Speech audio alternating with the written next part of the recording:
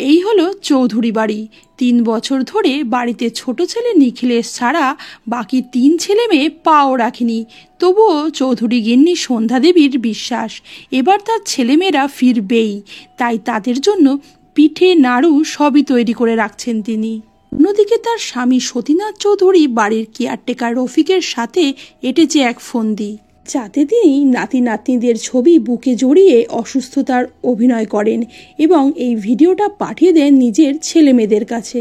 এরপর কি হবে দেখতে হলে সঙ্গে থেকো। আগে বলে রাখি, আমি প্রিয়াঙ্কা, তোমরা দেখছো অনলি সিরিজ। যারা চ্যানেলে নতুন আছো অবশ্যই করে সাবস্ক্রাইব করে বেল বাটন প্রেস করে দাও। আজকের গল্প দাদুর কীর্তি। গল্পে যাওয়ার আগে পরিচয়টা সেরে ফেলা যাক। এই হলো হেমনাথ চৌধুরী, সতীনাথ চৌধুরীর প্রপিতামহ। এই হলো সতীনাথ বাবুর বড় ছেলে মৃণাল এবং তার স্ত্রী দেবিকা। মৃণাল প্রমোটারি করে। এদের 2 সন্তান, সৈকত এবং মিনি। এই হলো সতীনাথ বাবুর বড় মেয়ে হৈমন্তী। হৈমন্তী পেশায় সাইকিয়াট্রিস্ট। এই হলো তার স্বামী অখিল। অখিল পুলিশ অফিসার। এই হলো তাদের মেয়ে পৃথা এবং ছেলে পলাশ। এই হলো সতীনাথ বাবুর ছোট ছেলে নিখিলেশ। নিখিলেশ বিয়ে করেনি। হলো সতীনাথ বাবুর ছোট মেয়ে বিনিতা এবং তার স্বামী নীলাঞ্জন। আবার ভিডিও পেয়ে ছোট ছেলে নিখিলেশ যখন বাড়ির দিকে রওনা দিয়েছে তখন তার পিছু নিয়েছে কিছু আগন্তুক ব্যক্তি, যারা তাকে মেরে ফেলতে চাইছিল। তবে নিখিলেশ নিজের প্রাণ বাঁচিয়ে বাড়ি ফিরে আসে। তবে যারা নিখিলেশের পিছু নিচ্ছিল তারা লক্ষ্য করে যে চৌধুরী বাড়ির ছাদে হেমনাথের অশরীরী দাঁড়িয়ে আছে। সেটা দেখে তারা ভয়ে পালিয়ে যায়। এখানে বলে রাখি, এই চৌধুরী বাড়ি হানাবাড়ি হিসেবে পরিচিত। এখানে এবার ভিডিও দেখে বড় মেয়ে হৈমন্তী তার ফ্যামিলিকে নিয়ে যখন বোলপুরের দিকে রওনা হয় তখন তাদের গাড়িটা রাস্তায় খারাপ হয়ে যায়। হিমু খুবই বিরক্ত হয়, বলে বাবা মা একটা র্যান্ডাম ভিডিও পাঠিয়ে দিল, তারপরে একটাও ফোন রিসিভ করছে না, কি যে হয়েছে কিছুই বুঝতে পারছি না। এদিকে রফিক দাদুকে জানায় যে কাল রাত নিকি দাদা বাড়ি ফিরেছে, কিন্তু নিকি দাদা এত ভয় পেয়ে গেছে কি কারণে সে বুঝে উঠতে পারছে না।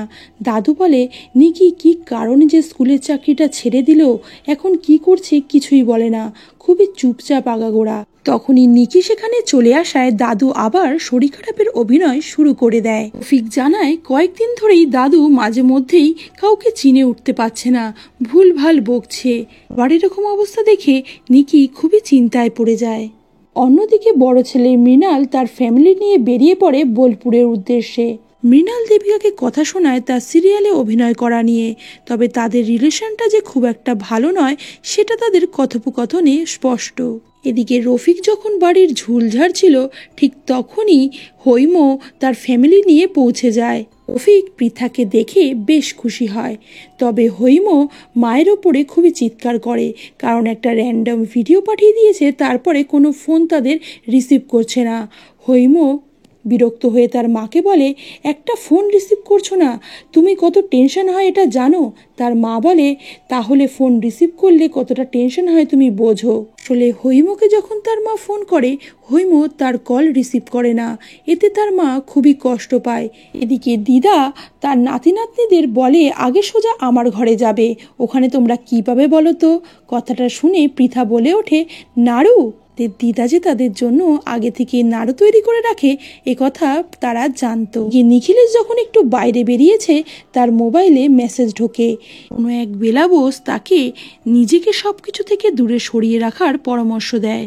তখনই এক ব্যক্তি এসে নিখিলেশের কাছে জানতে চায় সে কেন পার্টির কাজে যাচ্ছে না। নিখিলেশ জানায় তার বাবার শরীর ভালো নয়, তাই সে কয়েকটা দিন পার্টির কাজ করতে পারবে না।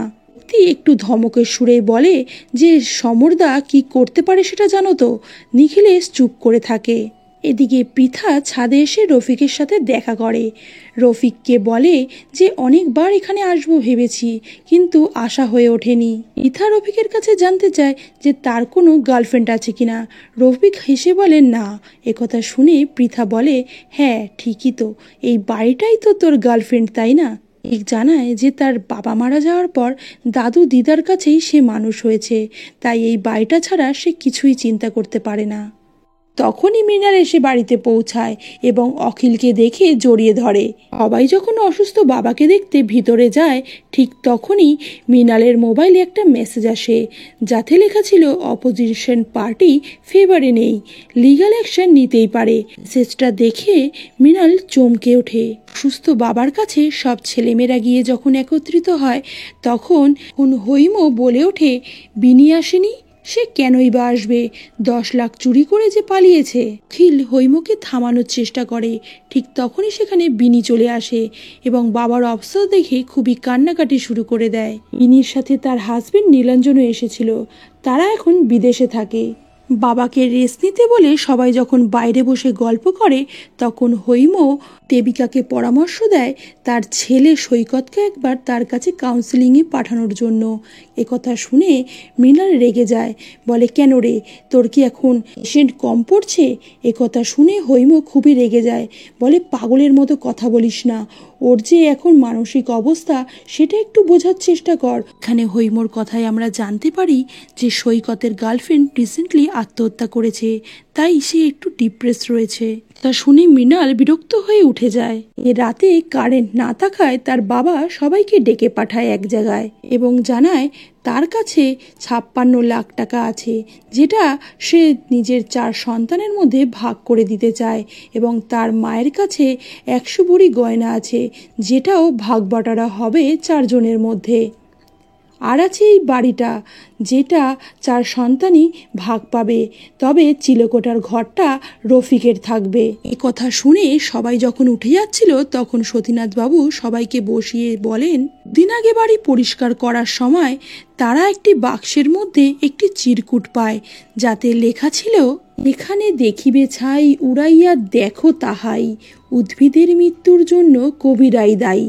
নাথবাবু জানান যে ছোটোর থেকে তারা জেনে আসছেন যে তাদের প্রপিতামহ হেমনাথ চৌধুরী কোনো এক সাহেবের কাছ থেকে অনেক স্বর্ণ মুদ্রা পেয়েছিলেন, সেটা তিনি নিজের যোগ্য উত্তরাধিকারীর জন্যই রেখে গেছিলেন। হয়তো সেই গুপ্তধনেরই ইঙ্গিত বহন করছে এই চিরকুট, এবং এইটাই সেই ধাঁধা যেটা সলভ করলে তারা হয়তো গুপ্তধনের দিকে পৌঁছে যাবে। তা শুনে পৃথা খুবই এক্সাইটেড হয়ে এগিয়ে আসতে থাকে চিরকুটটা দেখার জন্য। ঠিক তখনই ওপর থেকে ঝাড়বাতিটা পড়ে, তবে রফিক পৃথাকে বাঁচিয়ে নেয়। রফিকের হাতে কাচের টুকরো লেগে কেটে যায়। পরের দিন দিদা তার নাতি নাতনিদের গল্প করতে গিয়ে জানান যে এখন তার বাবা মায়েরা তাদের এত বকাঝকা করলেও ছোটবেলায় তারা ছিল এক একটা বদমাশের হাড়ি। তাদের সামলাতে সামলাতেই তাদের প্রাণ ওষ্ঠাগত হয়ে উঠত। হৈম আর মিনু সারাক্ষণই দুষ্টুমি করত, আর নিকি ছিল আরেক কাটি ওপরে, তার জন্য কম মার খেত না সে। তবে বিনি যতই দুষ্টুমি করুক, সে ছিল বাবার আহ্লাদি, তাকে বকা যাবে না মোটেও। তখনই মিনি জানতে চায় যে তাদের প্রপিতামহ হেমনাথ কিভাবে অতগুলো মোহর পেয়েছিল। সন্ধ্যা দেবী জানান যে 1910 কি 11 হবে। ঘটনা তখনকার। হেমনাথ চৌধুরী ছিল এখানকার ডাকসাইতে এক চিকিৎসক এবং সাহিত্যপ্রেমী। তিনি ছিলেন রবীন্দ্রনাথের খুবই প্রিয় বন্ধু, তাই এই বোলপুরেই তার সাহচর্য লাভের আশায় এই বাড়িটা তৈরি করেছিলেন। উনি একদিন রবীন্দ্রনাথের এক বিদেশি বান্ধবী তার বৃদ্ধ বাবার সাথে দেখা করতে আসে। তার বাবা প্রায় মৃত্যু পথযাত্রী হয়ে পড়ে। তখনই হেমনাথ চিকিৎসার মাধ্যমে তাকে প্রায় মিরাক্কেলের মতো সারিয়ে তোলে। তার চিকিৎসায় সুস্থ হয়ে ওই বৃদ্ধ ব্যক্তি হেমনাথকে দেয় এক অমূল্য রতন, এক গুচ্ছ সোনার মোহর। হেমনাথ সারা জীবন এই মোহরগুলো খুবই আগলে আগলে রেখেছিল, কিন্তু মৃত্যুর আগে হেমনাথ এগুলো কোথাও একটা লুকিয়ে রাখে এবং তৈরি করে বেশ কয়েকটি ক্লু। এই ক্লুগুলো সমাধানের মাধ্যমে তার যোগ্য উত্তরসূরি পেয়ে যাবে এই খাঁটি সোনার মোহরগুলো। পরের দিন ঠিক হয় সবাই চড়ুই ভাতি করতে যাবে। সেই মতো সকালে বাড়িতে ব্রেকফাস্টটা সকলে সেরে নিচ্ছিল। তখনই হৈমর সাথে বিনির ঝামেলা লাগলে হৈম বলে ওঠে যে চোরের মায়ের বড় গলা। তার বাবা বলে হৈম বিনির সাথে যাতে এইভাবে কথা আর না বলে। আমাকে থামানোর চেষ্টা করলে তার মা বলে ওঠে, এই বাড়ির কেউ আমাকে শান্তিতে কখনো থাকতে দিয়েছে যে আমি সবাইকে শান্তিতে থাকতে দেব? আমার এক সময় 1 তো টাকার প্রয়োজন ছিল, আমার পলাশের পায়ের ওই অবস্থা। আসলে ছোট থেকেই পলাশের পা দুটো প্যারালাইসিস। তার চিকিৎসার জন্য একসময় বিমোর অনেকগুলো টাকার প্রয়োজন ছিল। তখন তার বাবার হার্ট অ্যাটাক হয়েছিল। ঠিক সেই সময় বিনি 10 লাখ টাকা নিয়ে বিদেশে পালিয়ে যায়। আর এখানেই হৈমর রাগ, যে তখন তাকে কেউ হেল্প করেনি। বিনি জানায় যে সে জানতো না যে পলাশের চিকিৎসার জন্য তার এতগুলো টাকার প্রয়োজন ছিল, না হলে সে এটা কখনোই করতো না। সবাই বুঝিয়ে শুনিয়ে হৈমকে শান্ত করানোর চেষ্টা করে এবং দাদুকে যখন সবাই নিয়ে যেতে ভয় পাচ্ছে, দাদু তখন বিরক্ত হয়ে বলে, কি আর হবে, আমি যদি মরে যাই সামনের শ্মশান আছে, ওখানেই আমাকে পুড়িয়ে দিও। এই ধরনের কথা বলে দাদু সবাইকে রাজি করে ফেলে চড়ুই ভাতিতে যাওয়ার জন্য। আছে এক জায়গায় সবাই যায় চড়ুই ভাতি করতে। সেখানে গিয়ে নিকি লক্ষ্য করে যে কিছু লোক তাকে ফলো করছে। এদিকে মিস্টার ভৌমিক মৃণালকে মেসেজ করেন যে অফিসে ইডির রেড হতেই পারে, তাই তাকে কেয়ারফুল থাকতে বলেন। মেসেজটা দেখে মৃণাল খুবই ঘাবড়ে যায়। সেটা সৈকতের নজর এড়ায় না। সৈকত বাবাকে ডেকে নিয়ে গেলেও তার বাবা এখনো পর্যন্ত তাদের কিছুই জানায়নি। এদিকে রফিক পৃথাকে শ্মশান দেখাতে নিয়ে আসলে পৃথা রফিককে থ্যাংক ইউ জানায় যে তার বৃদ্ধ দাদু দিদাকে এইভাবে কেয়ার করার জন্য। যখন তারা কেউই আসতে পারছে না, তখন রফিক একমাত্র তাদের সম্বল হয়ে দাঁড়িয়েছে। পৃথা আর রফিক বেশ অনেকটাই কাছাকাছি চলে আসে। যে সব ভাই বোনেরা ছোটবেলাকার স্মৃতি রোমন্থন করছে, কিন্তু মাথায় শুধু গুপ্তধনের ভূত। সবাই যখন নিজেদের নিয়ে ব্যস্ত, সৈকত একা বসে শ্রেয়ার ছবি দেখছে। তারা কত আনন্দ করে থাকতো, কিন্তু কেন যে শ্রেয়া এভাবে চলে গেল সৈকত কিছুই বুঝে উঠতে পারছে না। তখনই সৈকতের মা এসে তাকে বলে যে কিরে একা একা বসে রয়েছিস কেন, গুপ্তধনের খোঁজটাও তো করতে পারিস। একথা শুনে সৈকত একটু বিরক্ত হয়েই মাকে বলে, কি হবে এসব গুপ্তধন নিয়ে।